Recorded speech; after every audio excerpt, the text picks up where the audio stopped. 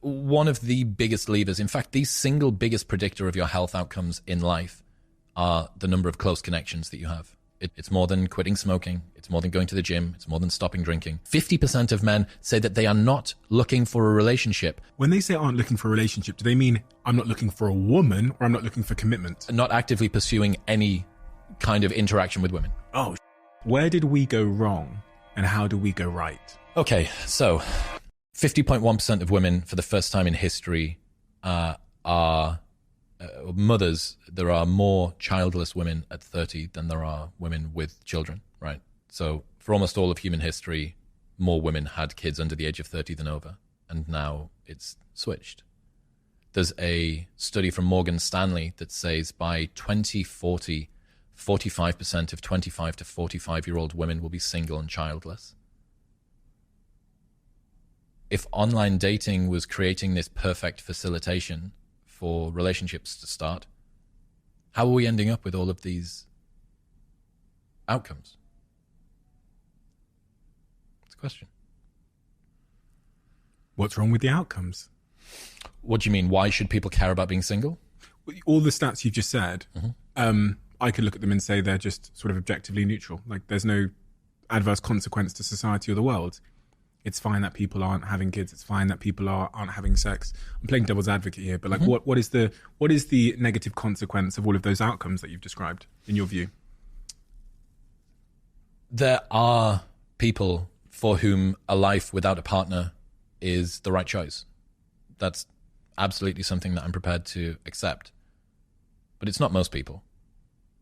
It's one of the biggest levers. In fact, the single biggest predictor of your health outcomes in life are the number of close connections that you have. It's the number of friends.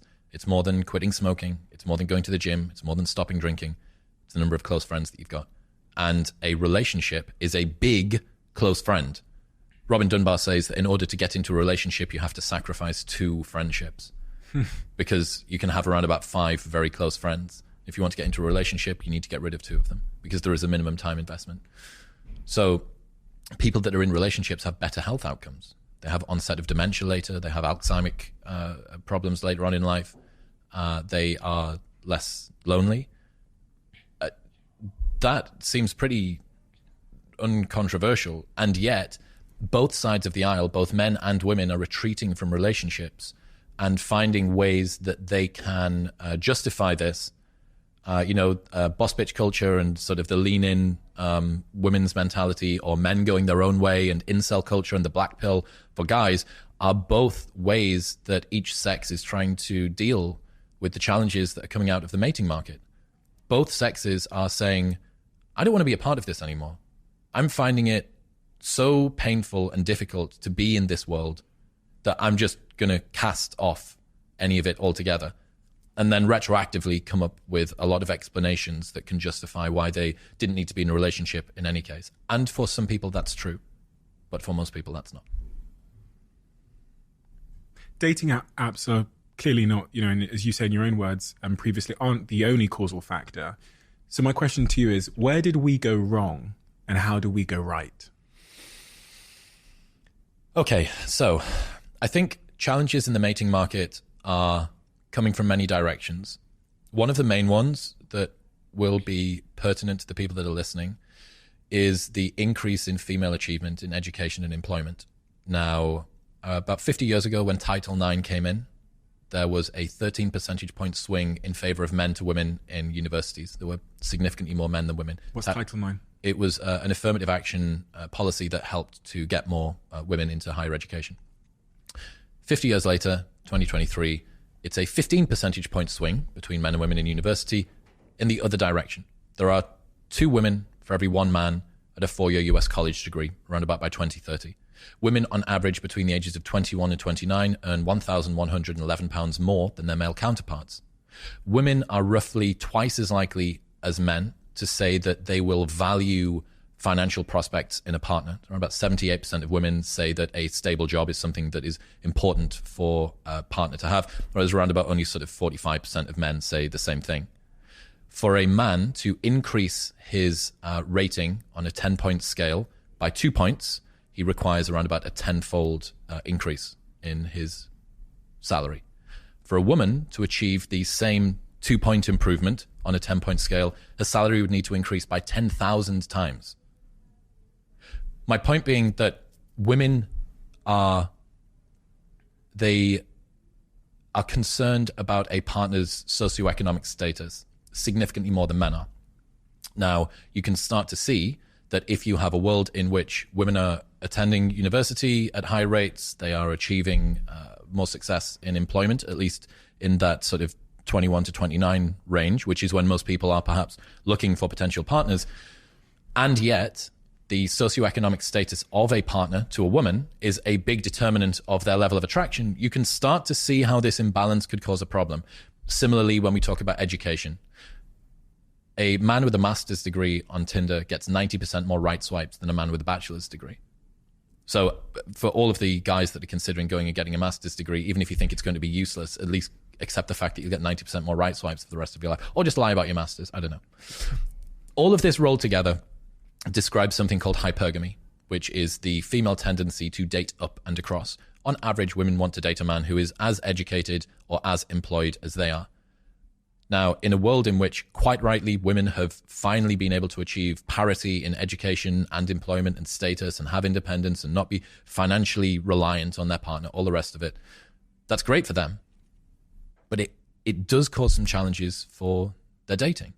And this is what I've called the tall girl problem. So everybody knows what it's like to have a girlfriend who is 6 foot without heels. You go, if you want to wear heels, you're looking at professional athletes, because on average, women want to date a man who is at least as tall or a little bit taller than they are. So as women rise up through their own competence hierarchy in education and employment, they further shorten down the potential pool of eligible men that are as educated or more educated and as employed or more employed than they are.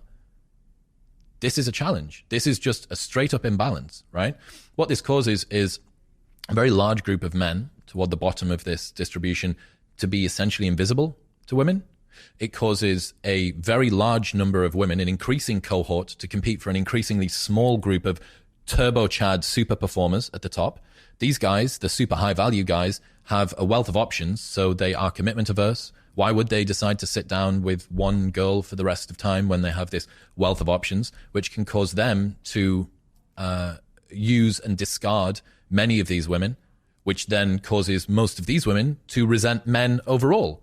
And then the guys that were forgotten at the bottom that say, well, hang on a second, I didn't use and discard you. I haven't even been seen by you. No, all men are whatever it might be, right? That they are users and abusers, that we don't need them, that we're all of the good men at, etc., etc. There's a big group of men that feel like they are good men that are invisible. There's a big portion of women who have finally managed to achieve educational and employment and independence that are chasing after a smaller group of guys.